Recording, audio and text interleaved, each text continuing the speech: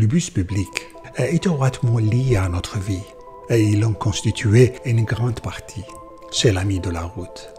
C'était un moyen de transport vital, mais aussi un moyen de communication sociale. En bus, nous échangions des conversations, des opinions et des nouvelles, soit à l'arrêt du bus ou en bus lorsque le bus rouge arrivait. Les gens se pressaient et se préparaient à monter à bord après une attente. Comme il était beau l'arrivée du bus à son arrêt du bus. Combien le défi était grand lorsque j'y arrivais pendant qu'il partait. J'aimais cette situation. Je courais après lui rapidement. Sa vue en train de s'éloigner de moi, alors que j'approchais, représentait un beau jour, un état de défi agréable, et une plongée dans la belle question. Allais-je le manquer ou je vais y sauter? Je m'approchais de la porte arrière. C'était généralement une seule porte, et elle était toujours ouverte, comme si elle avait été désignée pour de tels cas. Alors je saute et je m'accroche à la barre, la belle barre de fer, qui avait été polie par les mains qui s'appuyaient dessus, qui l'ont tenue, main après main, pour qu'il ait un éclat de la plus grande beauté. Une beauté qui venait de la répétition quotidienne, de la routine, même si elle est sujette à la critique. Mais en effet, c'est celle-ci qui crée la créativité. Et quand ma capacité à courir me fait défaut, le conducteur m'aperçoit par son rétroviseur et ralentit pour que je puisse m'accrocher à sa barre solide, comme s'il était le père sur qui nous nous appuyons et comptons pour surmonter nos difficultés quotidiennes. Contre elle, je reprends petit à petit mon souffle perdu, jouissant des cours d'air humide et de la vie de la route qui court et tourne devant moi comme si c'était un merveilleux film cinématographique. Des gens commençant leur matinée habituelle avec des mouvements différents, dans des directions différentes, avec des préoccupations et des ambitions variées. Certains d'entre nous lisaient le journal ou contemplaient le paysage qui les entourait. Et je préparais parfois les devoirs restants avant d'arriver à l'école ou à l'université après. Mon voyage en bus a commencé dès l'enfance, dans les années 70. À l'époque, le bus rouge dominait la vie générale en ville. Il était gigantesque. Il se déplaçait sur les routes, transportait les gens. Plusieurs fois, nous achetions un ticket aller-retour et profitions d'un tour touristique à Bagdad au cours de laquelle nous regardions de belles vues depuis l'étage supérieur du bus et profitions de l'air frais.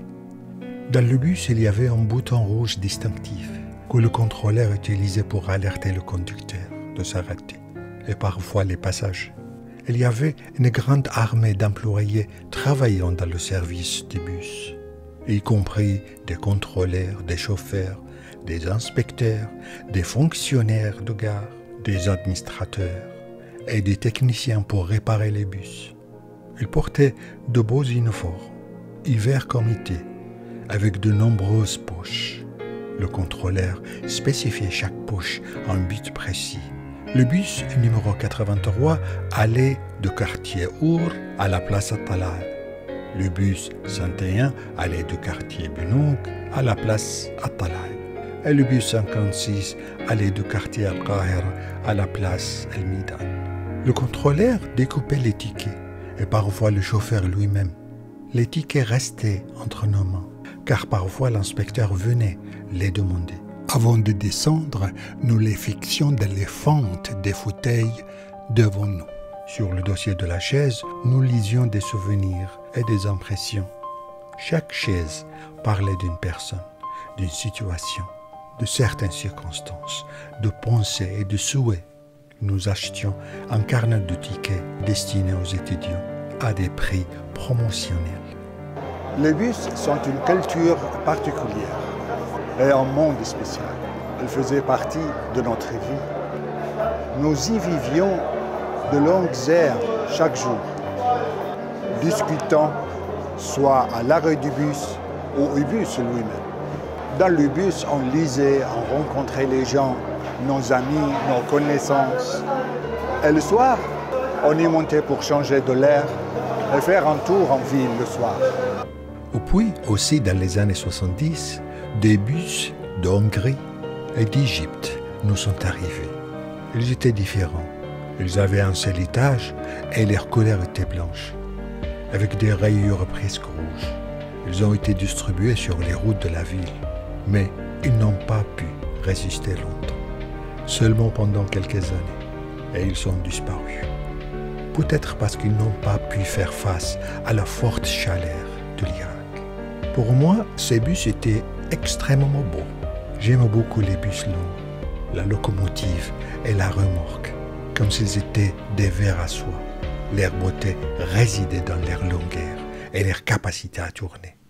Lorsqu'ils tournaient, la plaque centrale tournante qui reliait les deux parties du bus tournait d'une manière belle et harmonieuse. Alors je me tenais au milieu du plateau tournant pour profiter de l'art de l'équilibre et de la rotation et me plonger dans le jeu de l'équilibre, comme si j'étais dans un beau parc d'attractions. Et le plateau tournait, et je tournais avec elle, et les scènes tournaient autour de moi, comme s'il s'agissait d'un véritable panorama. Le bus en provenance d'Égypte s'appelait Nasr, et ceux en provenance de Hongrie s'appelaient Akros. Certains aimaient les appeler l'accordion. En effet, elles ressemblaient à l'accordion. Une belle approche. Ils se déplaçaient comme un escargot, et pendant les chauds mois d'été, ils se débattaient sous le poids des masses. Je pense qu'ils n'étaient pas adaptés à notre climat chaud. Leur séjour n'a pas duré longtemps, et ils ont disparu peu à peu, comme s'ils avaient découvert qu'ils n'étaient pas dans leur environnement habituel. Le bus rouge est donc revenu, mais sous une forme et un modèle nouveau.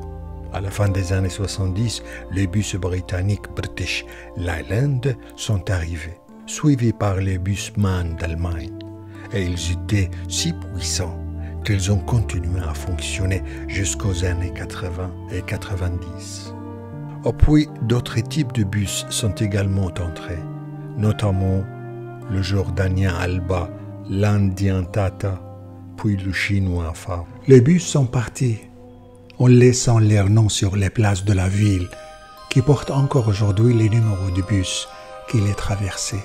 Par exemple, les places 56 et 83, et d'autres places qui sont restées fidèles à leur numéro de bus et ne les ont pas oubliés. Le bus est un état de passé, un état de souvenir. Le passé, le beau souvenir du bus.